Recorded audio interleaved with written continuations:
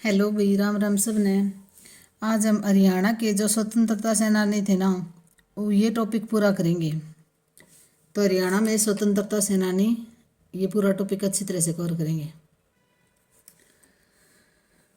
तो रोहतक से भगवत दयाल शर्मा, इनको बीडी शर्मा भी बोल देते हैं, भगवत दयाल शर्मा। 1941 से 42 के जो 1941-42 का जो आंदोलन था, इसमें इन्होंने सक्रिय भूमिका निभाई। तो भगवत दयाल शर्मा ने 1941-42 के आंदोलन में सक्रिय रूप से भूमिका निभाई। 1942 में भूमिगत रहकर भूमिका निभाई। और देखो भाई, जब ये कोई किसी आंदोलन में कोई नेता सक्रिय होता है ना, तो फिर अंग्रेज भी उसकी तरफ यूँ देखने लग जाते हैं कि भी इसको पकड़ के जेल में डाल दें। तो उन्होंने 1942 में भूमिगत रहकर भूमिका निभाई थी, मतलब चोरी छुपे से अपनी भूमिका को जारी रखा था। हरियाणा में 54 एमएलए बने। जब हरियाणा का गठन हुआ तब हरियाणा में कितने एमएलए बने थे? 54। और 1 नवंबर 1966 को हरियाणा के प्रथम सीएम कौन बने थे? भगवत दयाल शर्मा। तो देखो, जो आंदोलन में सक्रिय रहे थे ना, वो भाई उनको राजनीति बहुत अच्छी तरह से आती थी। तो भगवत दयाल शर्मा हरियाणा के पहले सीएम बने थे 1 नवंबर 1966 को। और टोटल कितने एमएलए बने थे? जब हरियाणा पंजाब से अलग हुआ तब टोटल 54 एमएलए बने थे। और भगवत दयाल शर्मा हमारे पहले हरियाणा के पहले सीएम थे। तो इन्होंने भूमिगत रहकर आंदोलन में सक्रिय भूमिका निभाई थी। उसके बाद में हम पढ़ेंगे सर छोटू राम के बारे में। तो सर छोटू राम का जो बचपन का नाम था ना, वो राम रिचपाल था। क्या था इनका असली नाम? राम रिचपाल था। और फिर जैसे छोटू छोटू कह के घर में छोटिया छोटू यूँ कह के बोलने लग जाते हैं, तो इसीलिए उनको छोटू छोटू कह के बोलते थे। फिर अंग्रेजों ने उनके नाम के आगे सर लगाया था। तो सर छोटू राम, इनका असली नाम क्या था? राम रिचपाल। 1916 से रोहतक में उर्दू साप्ताहिक जाट गजट का प्रकाशन किया था। तो जाट गजट का प्रकाशन किसने किया था? सर छोटू राम ने। और कहाँ से? ये रोहतक के जो सांपला, गढ़ी सांपला में इनका जन्म हुआ था। तो तब गढ़ी सांपला ये रोहतक में ही है। तो 1916 से रोहतक से क्या किया था? जाट गजट का प्रकाशन किया था। और जाट गजट कैसी साप्ताहिक पत्रिका थी? उर्दू। जाट गजट कैसी थी? देखो लिख भी रखा है, लेकिन इसके पास में लिख देते हो। उर्दू साप्ताहिक पत्रिका थी जाट गजट। क्या थी? उर्दू साप्ताहिक पत्रिका थी जाट गजट। और 1916 में रोहतक से उर्दू साप्ताहिक पत्रिका जाट गजट का प्रकाशन किया था। किसने? सर छोटू राम ने। तो ये याद रखना भी, जाट गजट किसकी थी? सर छोटू राम की। और 1916 से, भाई रोहतक के थे तो रोहतक से इन्होंने इसका जाट गजट का प्रकाशन किया था। 1923 में जमींदारी लीग की स्थापना की थी। तो 1923 में क्या किया था? सर छोटू राम ने जमींदारी लीग की स्थापना की थी। किसकी स्थापना की थी? जमींदारी लीग की। और 1937 में सर की उपाधि से सम्मानित किया था। तो अंग्रेजों ने क्या किया था? 1937 में सर छोटू राम को, भाई छोटू राम जो थे ना, उनको सर की उपाधि से सम्मानित किया था। कब? 1937 में। तो देखो भाई, सर छोटू राम का बचपन का नाम रिचपाल था। 1916 में रोहतक से जाट गजट का प्रकाशन किया। साप्ताहिक पत्रिका थी, उर्दू की साप्ताहिक पत्रिका थी जाट गजट। छोटू राम क्या थे? जाट थे, तो जाट गजट का प्रकाशन कर दिया। 1923 में जमींदारी लीग की स्थापना की। ये मोस्ट इंपोर्टेंट क्वेश्चन है। अभी सर छोटू राम के बारे में जितने भी क्वेश्चन है ना, सारे पेपरों में आते हैं। तो 1923 में जमींदारी लीग की स्थापना की। सर की उपाधि कब मिली थी इनको? 1937 में। अच्छा, 1938 में इन्होंने अनाज बिक्री हेतु मार्केटिंग बोर्ड की स्थापना की। ये भी इम्पोर्टेंट क्वेश्चन है। तो ये पूछ लेंगे, मार्केटिंग बोर्ड की स्थापना अनाज की बिक्री हेतु किसने की थी? सर छोटू राम ने। डेट पूछ लेंगे कब की थी? 1938 में। तो देखो भाई, सर छोटू राम का जन्म कहाँ हुआ था? गढ़ी सांपला में। कब हुआ था? 1881। बिल्कुल इजी डेट है, देखो 1881, 1881 में गढ़ी सांपला में सर छोटू राम का जन्म हुआ था। और पूरी डेट भी पूछ लेते हैं भाई। तो 24 नवंबर 1881 को गढ़ी सांपला में छोटू राम का जन्म हुआ था।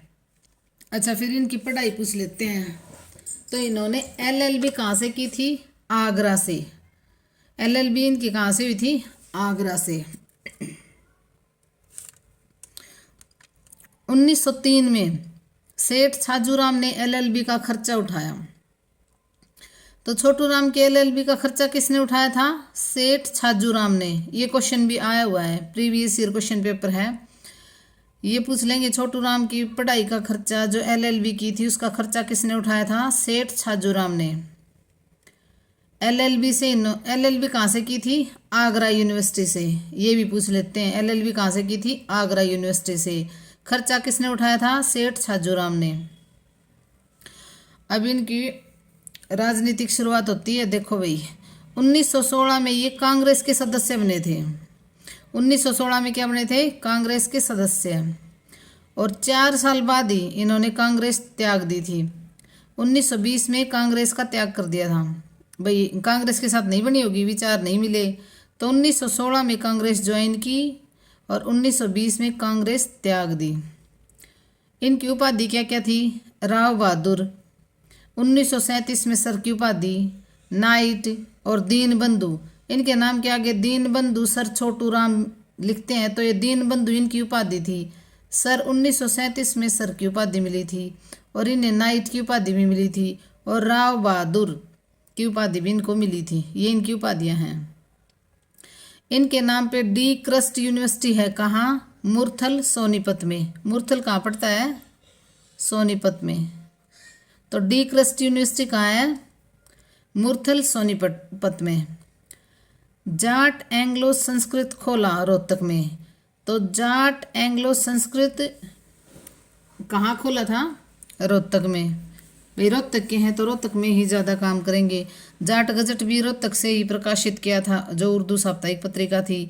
डी क्रस्ट कहाँ है? मुरथल सोनीपत में। जाट एंग्लो संस्कृत कहाँ खोला था? रोहतक में। अच्छा, 1923 में फजली हुसैन के साथ जमींदार लीग की स्थापना की। तो जमींदार लीग की स्थापना कब की थी? 1923 में। ये डेट आ जाती है 1923 में। जमींदार लीग की स्थापना कब की थी? 1923 में। और 1924 में फिर क्या किया? जो जमींदार लीग थी ना, उसका नाम बदलकर यूनियनिस्ट पार्टी कर दिया। देखो, जो जमींदार लीग थी ना, वो जैसे भी अपने हिंदुओं का नाम लग रहा था, तो इसीलिए सर छोटू राम को किसी ने राय दी कि अगर भाई मुस्लिमों को भी इसमें शामिल करना चाहते हो तो इसका नाम बदल दो, फिर इसमें सभी आ जाएंगे। तो उन्होंने क्या किया? यूनियनिस्ट पार्टी रख ली कि भाई हम एक यूनियन है। तो यूनियनिस्ट पार्टी, जमींदार लीग का नाम बदल कर क्या कर लिया था? Unionist party. तो 1923 में फजली हुसैन के साथ, देखो भाई फजली हुसैन को भी इन्होंने मिला लिया था, तो इसीलिए ये यूनियनिस्ट पार्टी नाम रखा था बाद में। तो 1923 में क्या किया? जमींदार लीग की स्थापना। और जमींदार लीग का नाम बदलकर 1924 में क्या कर दिया? यूनियनिस्ट पार्टी बना दी थी। ठीक है भाई। 1938 में अनाज बिक्री हेतु क्या किया था? मार्केटिंग बोर्ड की स्थापना की थी। ये 15 क्वेश्चन है भाई, इनकी डेट भी इम्पोर्टेंट है और इनकी एक एक बात जो यहाँ पे लिख रखी है ना, एक एक लाइन इम्पोर्टेंट है। तो इतनी मुश्किल भी नहीं है, बिल्कुल इजी डेट है। एक दो बार पढ़ोगे ना बिल्कुल याद हो जाएंगी। ये नहीं है कि भाई याद नहीं होगी, बिल्कुल इजी सी हैं। तो 1938 में क्या किया? अनाज बिक्री हेतु मार्केटिंग बोर्ड की स्थापना की सर छोटू राम ने। और जो ये वीरेंद्र सिंह है ना, जो अभी राजनीति में सक्रिय है, देखते हैं हमेशा ये वीरेंद्र सिंह को, तो फिर ये छोटू राम के पोते हैं। ये क्या है? ये छोटू राम के पोते वीरेंद्र सिंह। 1937 में सर की उपाधि दी। तो सर की उपाधि कब मिली थी? 1937 में। 1938 में अनाज बिक्री हेतु मार्केटिंग बोर्ड की स्थापना की सर छोटू राम ने। अच्छा, 1945 में सर छोटू राम एक्सपायर हो गए थे। और सर छोटू राम ने ना, ये जो नहरों के लिए भी ये नहरें निकाली गई थी ना, तो इनमें इनका बहुत बड़ा योगदान था। तो 1954 में नहरों में पानी पहुंचा था। जो छोटू राम ने नहरों में पानी के लिए जो कोशिश की थी ना, तो देखो भाई ये बिल्कुल इजी है। 1945 में उनकी मृत्यु हो गई थी, तो इससे उल्टा कर दो 1954 में नहरों में पानी पहुंचा। तो ये पूछ लेते हैं भाई कि भाई पानी कब पहुंचा था, तो 1954 में, 10 साल बाद, उनकी मृत्यु के 10 साल बाद। देखो भाई 45 में वो एक्सपायर हुए थे और उसके 9 साल बाद 45 का उल्टा कर दो 54। बिल्कुल इजी है भाई याद करना। रोहतक, लाला सुल्तान सिंह। तो देखो भाई रोहतक से और कौन थे स्वतंत्रता सेनानी, लाला सुल्तान सिंह। 1930-32 में इन्होंने कांग्रेस के आंदोलन में राष्ट्रीय रूप से भाग लिया था। तो लाला सुल्तान सिंह ने राष्ट्रीय आंदोलन, कांग्रेस के आंदोलन में राष्ट्रीय रूप से भाग लिया था। 1940 और 42 में इन्हें कैद कर लिया गया था। तो रोहतक से और कौन थे, लाला सुल्तान सिंह। ये अगर ये आ जाए भी लाला सुल्तान सिंह कहाँ से थे, तो रोहतक से, और इन्होंने राष्ट्रीय रूप से भाग लिया था आंदोलन में। रोहतक के लाला दौलत राम गुप्त। तो लाला दौलत राम गुप्त कहाँ से थे, रोहतक से। 1916 में रोहतक कांग्रेस कमेटी के सहकारी मंत्री बने। तो 1916 में क्या बने थे, कांग्रेस कमेटी के सहकारी मंत्री बने। असहयोग आंदोलन व नमक सत्याग्रह में भाग लेने के कारण जेल गए। तो लाला दौलत राम गुप्त कहाँ से थे, रोहतक से। और ये पूछ लेंगे भी कांग्रेस कमेटी के सहकारी मंत्री कौन बने थे, तो लाला दौलत राम। सहकारी कमेटी के मंत्री बने दौलत राम थे भाई, दौलत राम। तो फिर क्या बने, कांग्रेस कमेटी के सहकारी मंत्री बने थे। और असहयोग आंदोलन और नमक सत्याग्रह में भाग लेने वाले भी कौन थे, लाला दौलत राम। इसके कारण इन्हें जेल भी हुई थी भाई। हिसार से वैद लेखराम। तो वैद लेखराम कहाँ से थे, हिसार से। वायसराय लॉर्ड इरविन की ट्रेन के नीचे रखे बम की घटना में शामिल थे। बम का निर्माण लेखराम ने रोहतक में किया था। भूमिगत रहकर क्रांति करते रहे। तो देखो भाई लॉर्ड इरविन की बग्गी भी बोल देते हैं, ट्रेन के नीचे बम रखने की घटना में शामिल कौन थे, वैद लेखराम। और ये बम कहाँ बनाया गया था, रोहतक में इस बम का निर्माण किया गया था। किसने किया था, वैद लेखराम ने। ये क्वेश्चन आता है कि भाई वायसराय लॉर्ड इरविन की ट्रेन के नीचे जो बम रखा गया था वो किसने बनाया था, वैद लेखराम ने। कहाँ बनाया था, रोहतक में। बिल्कुल ईजी है भाई। और वैद लेखराम कहाँ के थे, हिसार के थे। अब पढ़ेंगे चौधरी देवीलाल के बारे में। तो 1930 में इन्होंने शिक्षा छोड़ दी थी। चौधरी देवीलाल ने क्या किया था, 1930 में शिक्षा छोड़ दी थी। और 1942 के आंदोलन में सक्रिय रहे, जेल भी गए। और 1942 के आंदोलन में चौधरी देवीलाल सक्रिय रहे और जेल भी गए। भाई जब उस टाइम पे जो आंदोलन में भाग लेते थे ना, अब भी जो आंदोलन में भाग लेता है उसका क्या करते हैं, जेल में डाल देते हैं। 1952 में पंजाब में कांग्रेस के सदस्य बने। तो 1952 में हरियाणा पंजाब का हिस्सा था, तो वहाँ कांग्रेस के सदस्य बने थे चौधरी देवीलाल। 1952 में पंजाब में कांग्रेस के सदस्य बने चौधरी देवीलाल। 1952 में पंजाब में कांग्रेस के सदस्य बने थे। 1962 में कांग्रेस के विरुद्ध चुनाव लड़े। तो देखो भाई 52 में तो कांग्रेस के सदस्य बने थे और 62 में कांग्रेस के विरुद्ध चुनाव लड़े थे। 1989 में केंद्रीय विपक्षी दल के नेता बने। केंद्र में विपक्षी दल के नेता बने थे 1989 में। 1989 में केंद्रीय सरकार में उप प्रधानमंत्री बने थे। तो देखो भाई चौधरी देवीलाल उप प्रधानमंत्री कब बने थे, 1989 में। ये याद रख लेना। ये पूछ लेंगे भी हरियाणा से उप प्रधानमंत्री कौन बने थे, चौधरी देवीलाल। और कब बने थे, 1989 में। और उनके टाइम में पीएम कौन थे, वीपी सिंह। ये पूछ लेंगे भाई चौधरी देवीलाल जब उप प्रधानमंत्री बने थे तो पीएम कौन थे, तो वीपी सिंह थे। वीपी सिंह ने क्या किया था, ओबीसी को 27% कोटा निर्धारित कर दिया था भाई। ये क्वेश्चन आ जाता है कि ओबीसी को 27% कोटा किसने दिया था, वीपी सिंह पीएम थे, उन्होंने दिया था। और चौधरी देवीलाल जब उप प्रधानमंत्री थे तो पीएम कौन थे, वीपी सिंह। और इन्होंने क्या किया था, 27% ओबीसी को कोटा दिया था। ठीक है भाई। देवीलाल को क्या कहा जाता है, शेर ए हरियाणा। तो शेर ए हरियाणा किसको कहा जाता है, देवीलाल को। इनका समाधि स्थल जो है उसको क्या कहते हैं, संघर्ष स्थल, और ये कहाँ है, दिल्ली में। तो संघर्ष स्थल किसकी समाधि है, चौधरी देवीलाल की। संघर्ष स्थल दिल्ली में है और किसकी समाधि है, चौधरी देवीलाल की। देवीलाल यूनिवर्सिटी कहाँ है, सिरसा में। और रुद्राक्ष, चौधरी देवीलाल रुद्राक्ष वाटिका, ये कहाँ है, यमुनानगर में। तो देखो भाई, चौधरी देवीलाल यूनिवर्सिटी कहाँ है, सिरसा में, 2003 में बनी थी। और चौधरी देवीलाल रुद्राक्ष वाटिका कहाँ है, यमुनानगर में। ये है भाई बलदेव सिंह, कहाँ से हैं, रोहतक से। असहयोग आंदोलन के दौरान इन्हें 1 वर्ष की सजा हुई। असहयोग आंदोलन के दौरान राष्ट्रीय विद्यालय बनाने में महत्वपूर्ण भूमिका निभाई थी। किसने, राष्ट्रीय विद्यालय बनाने में महत्वपूर्ण भूमिका किसने निभाई थी, बलदेव सिंह ने। और कहाँ से हैं ये बलदेव सिंह, रोहतक से। ये 1926 के चुनाव में पंजाब काउंसिल के सदस्य चुने गए थे। तो ये पूछ लेंगे भी, पंजाब काउंसिल के सदस्य कौन चुने गए थे 1926 में, बलदेव सिंह। ये बलदेव सिंह कहाँ से हैं, रोहतक से। और इन्होंने क्या किया था, राष्ट्रीय विद्यालय बनाने में महत्वपूर्ण भूमिका निभाई थी। राष्ट्रीय विद्यालय बनाने में किसने, बलदेव सिंह ने। अब पढ़ेंगे पंडित नेकीराम शर्मा भिवानी से। पंडित नेकीराम शर्मा भिवानी। तो पंडित नेकीराम शर्मा कहाँ से हैं, भिवानी से। 1916 में ये तिलक के स्वराज संघ के सदस्य बने। तो 1916 में तिलक के स्वराज संघ के सदस्य बने थे। तो स्वराज संघ किसका था, तिलक का। 1920 में डिविजनल कॉन्फ्रेंस के सचिव बने।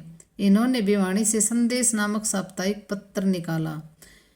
देखो भाई, ये जो पंडित नेकीराम शर्मा भिवानी का जो केलंगा गांव है ना, वहाँ के हैं। उस टाइम पे केलंगा गांव पड़ता था रोहतक में, क्योंकि भिवानी तब रोहतक का हिस्सा था। बाद में भिवानी रोहतक मतलब भिवानी जब जिला बना ना, तो केलंगा गांव भिवानी में आ गया। अब तो क्वेश्चन के अकॉर्डिंग देख लेना। तो 1916 में ये तिलक के स्वराज संघ के सदस्य बने। 1920 में डिविजनल कॉन्फ्रेंस के सचिव बने। इन्होंने भिवानी से क्या किया था, संदेश नामक साप्ताहिक पत्रिका निकाली थी। कुर्सी रहित पंडाल किसकी देन है, ये क्वेश्चन आता है। तो कुर्सी रहित पंडाल किसकी देन है, नेकीराम शर्मा की देन है। नेकीराम शर्मा का जन्म कब हुआ था, 4 सितंबर 1987। तो 4 सितंबर 1987 को नेकीराम का जन्म हुआ था केलंगा भिवानी में। हरियाणा केसरी की उपाधि भी मिली इनको। होम रूल लीग में हिस्सा भी लिया इन्होंने। इनके राजनीतिक गुरु पूछ लेते हैं। तो इनके राजनीतिक गुरु कौन हैं, तिलक हैं इनके राजनीतिक गुरु। तो 4 सितंबर 1987 को नेकीराम का जन्म हुआ। हरियाणा केसरी की उपाधि मिली और संदेश नामक साप्ताहिक पत्रिका भिवानी से निकाली। और कुर्सी रहित पंडाल किसकी देन है, नेकीराम शर्मा की। राय बहादुर लाला मुरलीधर। राय बहादुर लाला मुरलीधर कहाँ से हैं, पलवल से। इनको grand old man of Punjab. तो देखो भी, grand old man of Punjab किसे कहा जाता है, राय बहादुर लाला मुरलीधर। कहाँ से थे ये पलवल से, एडवोकेट थे। तो जो लगभग है ना, ये स्वतंत्रता सेनानी और जो नेता वगैरह थे ना उस टाइम के, लगभग एडवोकेट थे भाई। अच्छा बोलना आ गया तो फिर अच्छा बोलना आ गया तो वो जनता को भी अपनी तरफ कर लेते थे। तो ये लगभग एडवोकेट ही होते थे। ब्रिटिश सरकार ने इन्हें राय बहादुर तथा केसर ए हिंद, तो राय बहादुर उपाधि थी, केसर ए हिंद की उपाधि भी इनको मिली। 1886 में प्रथम सनातन धर्म की स्थापना के सभापति बने राव राय नाथुराम हैं। तो 1886 में प्रथम सनातन धर्म की स्थापना की और सभापति किसे बनाया इन्होंने, राव राय नथुराम को। देखो भी, 1886 में सनातन धर्म की स्थापना की और सभापति किसको बनाया, राव राय नथुराम को। 1886 में कांग्रेस की स्थापना अंबाला में की। देखो 1886 में ही सनातन धर्म की स्थापना भी किसने की? राय बहादुर लाला मुरलीधर ने। और 1886 में कांग्रेस की स्थापना अंबाला में किसने की? राय बहादुर लाला मुरलीधर ने। राष्ट्रीय आंदोलन में भाग लेने के कारण 1886 में इन्हें जेल जाना पड़ा। रोलैक्ट एक्ट 1919 काला कानून के विरोध में 1921 में उपाधियां वापस लौटा दी। तो रोलैक्ट एक्ट के विरोध में, जिसे काला कानून भी कहा जाता है, 1919 में इसके विरोध में इन्होंने 1921 में उपाधियां वापस कर दी थी। तो ये पूछ लेंगे किसने उपाधियां वापस की? राय बहादुर लाला मुरलीधर ने 1921 में उपाधियां वापस लौटा दी थी। और जो 72 सदस्य गांधी जी के साथ थे ना, उनमें से ये एक थे। 72 सदस्यों में राय बहादुर लाला मुरलीधर भी थे। अब पढ़ेंगे भाई बाल मुकुंद गुप्त। इनका जन्म हुआ था झज्जर में 14 नवंबर 1865 को। बाल मुकुंद गुप्त का जन्म झज्जर में हुआ था। ये पत्रकार थे और आलोचक थे। महान देशभक्त पत्रकार, आलोचक व निबंधकार थे। कौन थे? बाल मुकुंद गुप्त। 1886 से 88 तक अखबार ए चुनार व कोहिनूर उर्दू के संपादक बने। तो अखबार ए चुनार और कोहिनूर के संपादक कौन थे? बाल मुकुंद गुप्त। अच्छा, बाद में वे उर्दू छोड़कर हिंदी में लिखने लगे। तो अखबार ए चुनार और कोहिनूर ये किस में थे? उर्दू में थे। ये पूछ ले भी, अखबार ए चुनार और कोहिनूर नाम से ही पता चल रहा है कि उर्दू में ही होंगे। बाद में वो उर्दू छोड़कर हिंदी में लिखने लगे। और हिंदुस्तान अखबार नाम से ही पता चल रहा है ना कि हिंदी में होगा। हिंदी, बंगवासी तथा भारत मित्र जैसे पत्र इन्होंने निकाले। तो हिंदुस्तान अखबार, हिंद बंगवासी और भारत मित्र किसके थे? बाल मुकुंद गुप्त के। इनका जन्म देखो भाई 14 नवंबर 1865 को। जन्म कब हुआ? 14 नवंबर 1865 को गुड़ियाणी रेवाड़ी में। तो गुड़ियाणी रेवाड़ी में, अब गुड़ियाणी झज्जर में आता है भाई, इसीलिए झज्जर लिख रखा है ये। 14 नवंबर 1865 को गुड़ियाणी रेवाड़ी में, 14 नवंबर 1865 को गुड़ियाणी रेवाड़ी में बाल मुकुंद गुप्त का जन्म हुआ था। आलोचना, तो आलोचना में इन्होंने क्या क्या लिखे थे? शिव शंभू के चिट्ठे। 1905 में कर्जन की आलोचना। देखो भाई, सीधे सीधे नहीं लिखते थे, इसीलिए शिव शंभू के चिट्ठे में इन्होंने क्या किया? 1905 में कर्जन की आलोचना की थी। उर्दू में बीवी के नाम चिट्ठी। उर्दू में बीवी के नाम चिट्ठी किस में थी? उर्दू में। देखो भाई, बीवी ये उर्दू शब्द है, बीवी। तो ये उर्दू में बीवी के नाम चिट्ठी किस में थी? उर्दू में। शिव शंभू के चिट्ठी में क्या था? इन्होंने क्या किया था? आलोचना की थी। किसकी? 1905 में जो कर्जन थे ना, सीधे सीधे आलोचना नहीं कर सकते थे, तो इसीलिए उन्होंने क्या किया? शिव शंभू के चिट्ठे लिखे और उसमें कर्जन की आलोचना की। तो बीवी के नाम चिट्ठी उर्दू में लिखी। मथुरा अखबार में लेख छपा। शैदा उपनाम से लिखते थे। तो इनके जो लेख थे ना, वो कौन से अखबार में छपे थे? मथुरा अखबार में। और शैदा अपना नाम नहीं लिखते थे भी, शैदा के उपनाम से लिखते थे। और इनके जो लेखन में सहायता की ना, वो दीनदयाल ने सहयोग किया था। मथुरा अखबार किसका था? देखो भाई, ये मथुरा अखबार किसका था? दीनदयाल का था। मथुरा अखबार में लेख छपा। शैदा उपनाम से लिखते थे, अपने नाम से नहीं लिखते थे। और दीनदयाल ने सहयोग किया था इनके लेखन में। मथुरा अखबार किसका था? दीनदयाल का। और उन्होंने ही अपने अखबार में इसके जो शैदा उपनाम से जो भी ये लिखते थे ना, शैदा के उपनाम से इनका लेख छापते थे।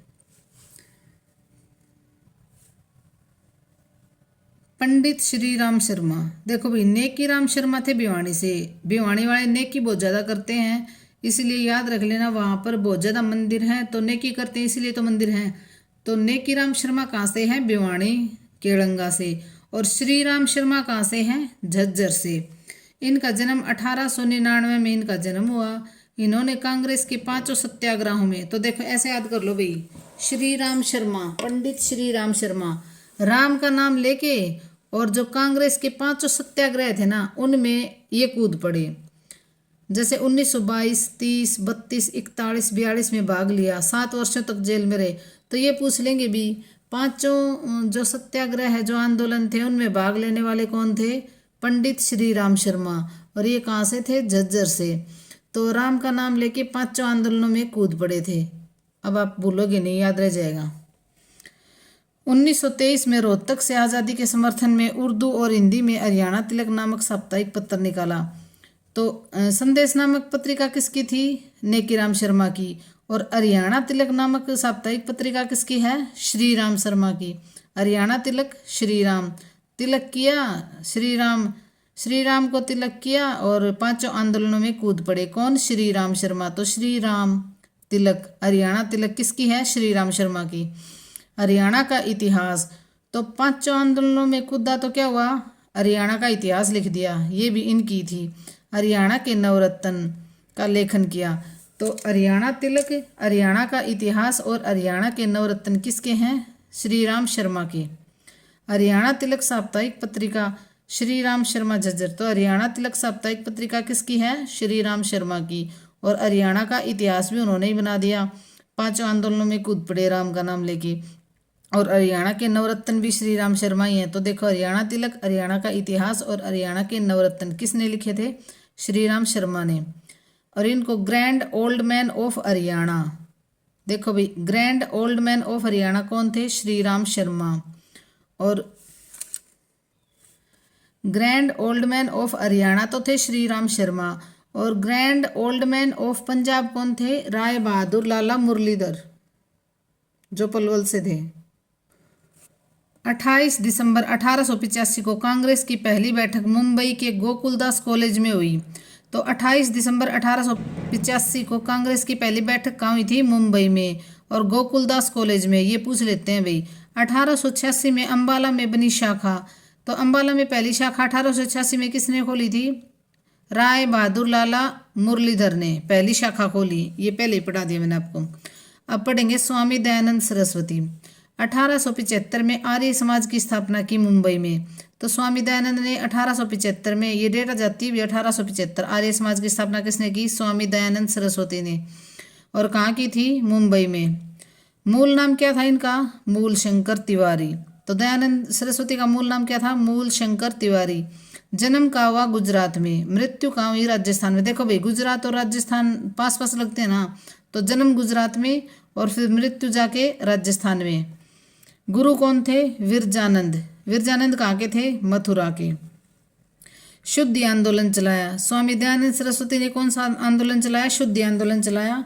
और वेदों की ओर लौटो नारा किसने दिया था? स्वामी दयानंद सरस्वती ने। सारे इंपॉर्टेंट क्वेश्चन हैं। शुद्धि आंदोलन स्वामी दयानंद सरस्वती, वेदों की ओर लौटो स्वामी दयानंद सरस्वती, आर्य समाज की स्थापना स्वामी दयानंद सरस्वती। कब की? 1875 में। सत्यार्थ प्रकाश 1875 में हिंदी में लिखा। सत्यार्थ प्रकाश किसने लिखा? स्वामी दयानंद सरस्वती ने। इंपॉर्टेंट क्वेश्चन है भाई, बिल्कुल। सबसे पहले स्वराज का नारा दिया, India for Indians, most important. ये भी किसने? स्वामी दयानंद सरस्वती ने। एक दो बार खुद पढ़ना भी, ये बिल्कुल इंपॉर्टेंट क्वेश्चन है, हर पेपर में मिलेंगे आपको। सबसे पहले स्वराज का नारा दिया स्वामी दयानंद सरस्वती ने। इंडिया फॉर इंडियंस, भारत भारतीयों के लिए, ये किसने कहा था? स्वामी दयानंद सरस्वती ने।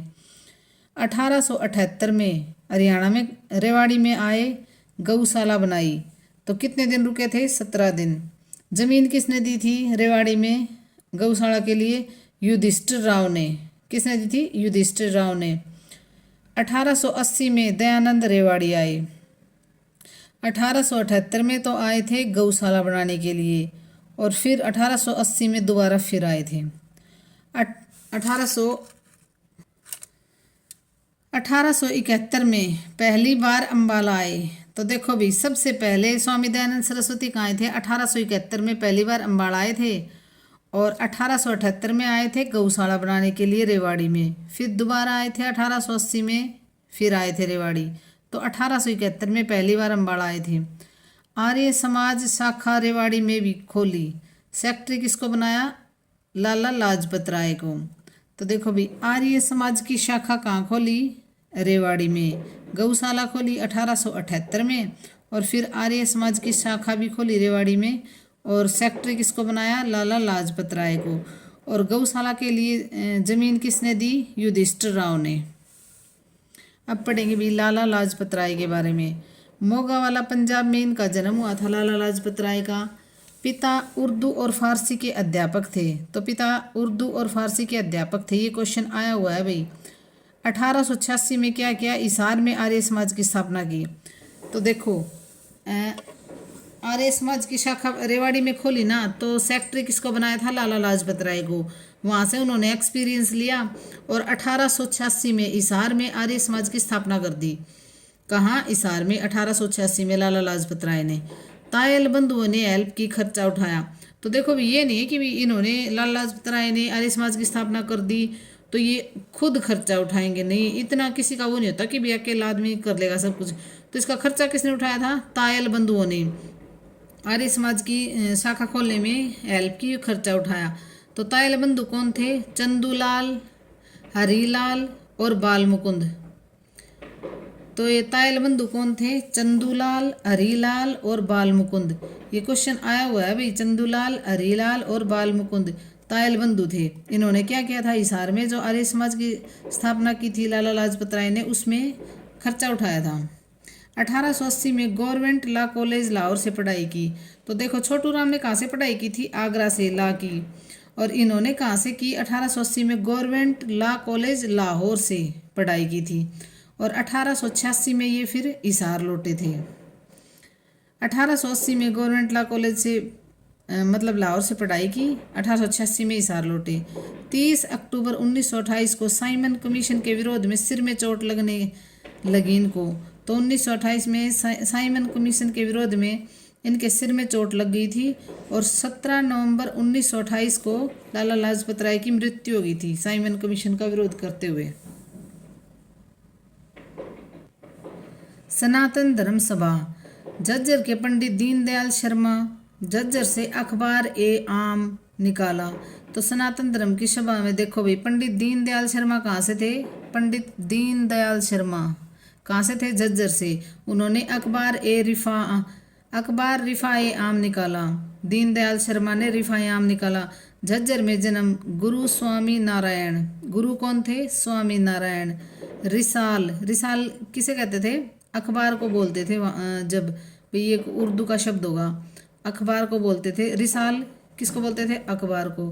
तो रिफाए आम कहाँ से निकाला? झज्जर से, पंडित दीनदयाल शर्मा ने। उर्दू में मथुरा से मथुरा अखबार निकाला। तो उर्दू में मथुरा से क्या निकाला? मथुरा अखबार निकाला। इसी में देखो भाई बाल मुकुंद गुप्त की, इसने ही दीनदयाल शर्मा ने ही क्या की थी? बाल मुकुंद गुप्त की का जो लेख छापा था शैदा उपनाम से। तो शैदा उपनाम से बाल मुकुंद गुप्त का लेख छापा था किसने? दीनदयाल शर्मा ने। उर्दू का जो अखबार निकालते थे, मथुरा से मथुरा अखबार निकालते थे, उसी में इन्होंने बाल मुकुंद गुप्त के जो लेख थे वो छापे थे शैदा के उपनाम से। हरियाणा अखबार झज्जर दीनदयाल का है। तो हरियाणा अखबार किसका है? दीनदयाल का। हरियाणा शोध पत्रिका कहाँ से? रेवाड़ी से। हरियाणा शोध पत्रिका कहाँ से छपती थी? रेवाड़ी से। 1886 में सनातन धर्म की स्थापना। और इसने पंडित दीनदयाल ने क्या किया था? 1886 में सनातन धर्म की स्थापना की थी। और सभापति किसे बनाया था? राव राय नथुलाल को। तो धन्यवाद भाई, लाइक शेयर और सब्सक्राइब करना। और ये थे हमारे हरियाणा के स्वतंत्रता सेनानी का टॉपिक था। एक दो बार पढ़ोगे ना बिल्कुल आपको याद हो जाएगा।